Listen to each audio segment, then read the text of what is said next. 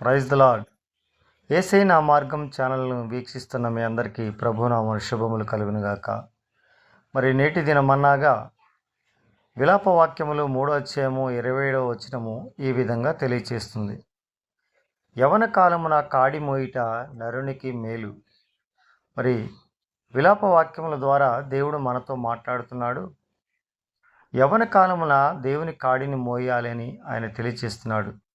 మరి నేటి దినముల్లో ఆయన కాడిని యవన ప్రాయంలో ఎంతమంది మరి మోస్తున్నారు అనేది మనం గమనించాలి.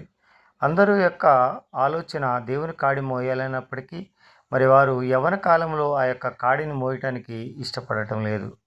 కాబట్టి దేవుడు మాట్లాడుతున్నాడు యవన కాలంలోనే ఆయన కాడిని మోయాలని.